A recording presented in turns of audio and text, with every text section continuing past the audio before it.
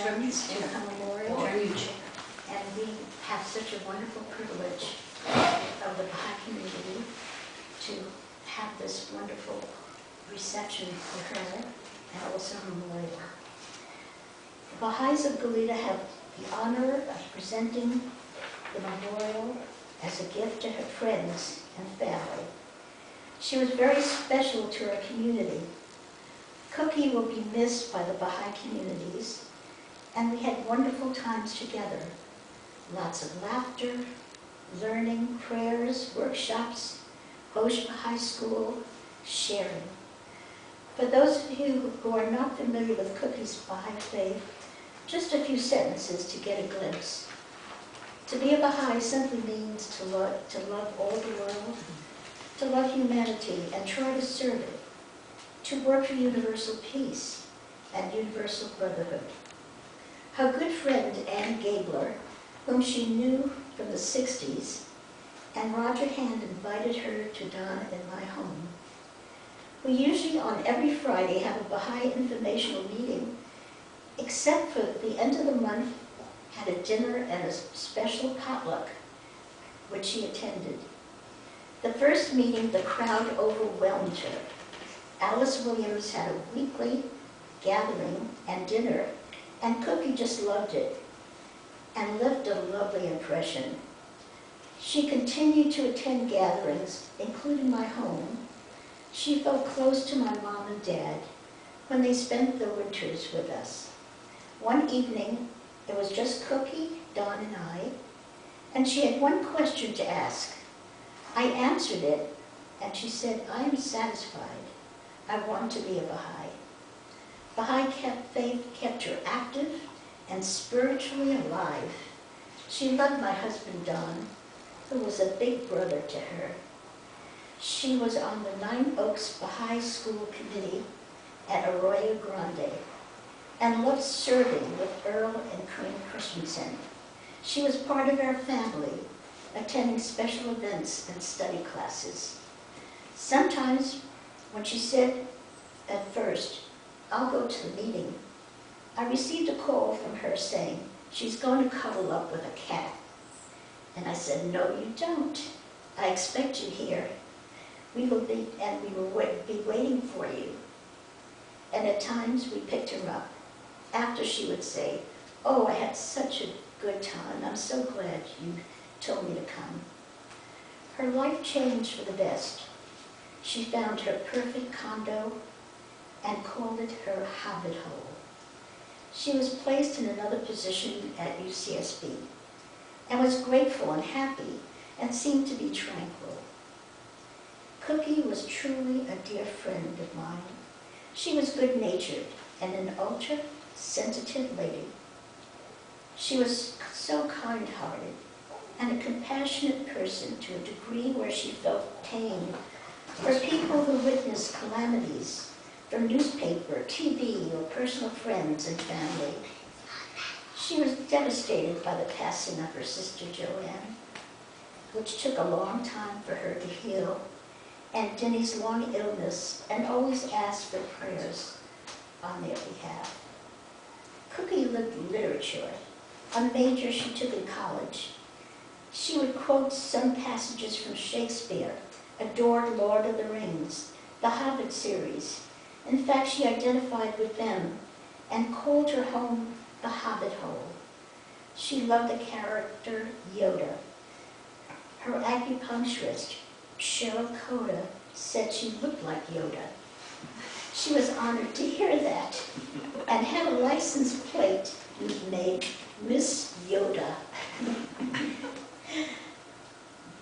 She adored her heroes, the Dalai Lama, Einstein, Barack and Michelle Obama, Martin Luther King. Cookie loved her nephews with such love and dedication and would do anything they desired or wished for to make them happy. Tina was very special to her, and she with Cookie. She spoke a lot about her sister Denny, how talented she is, and bragged about her accomplishments with her profession as a violinist. She talked about Barry, her nephew, how good looking he is, and worked at UCSB, housing and talented in refurbishing his home in such good taste. She yearned for the 60th birthday party, and I told that I could do it for her. She was in her glory with her family and dear friends. Another accomplishment was UCSB graduation. It was a closure to graduate of her many years of yearning to complete. There again, it was the most exciting event in her lifetime.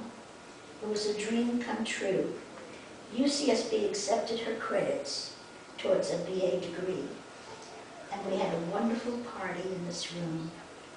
She was very photogenic and had a glowing smile which reflects her spirit. She was a cat lover, Tigger, who was intertwined in her life. Tigger gave her love and companionship. And on her 60th birthday, I gave her a pillow with a cat that looked like Tigger. Her health was a lifetime challenge.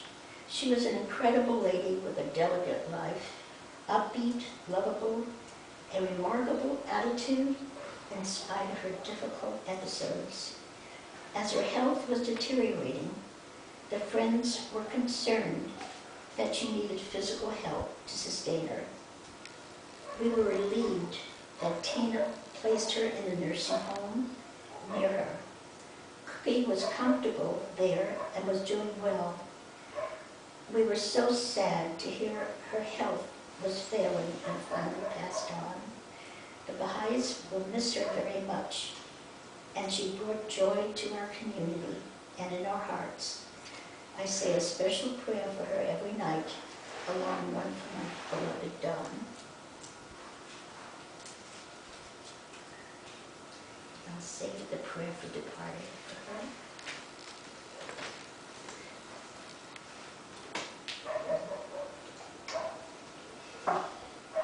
O Lord, O Thou, whose mercy hath encompassed all, whose forgiveness is transcendent, whose bounty is sublime, whose pardon and generosity are all-embracing, and the lights of whose forgiveness are diffused throughout the world.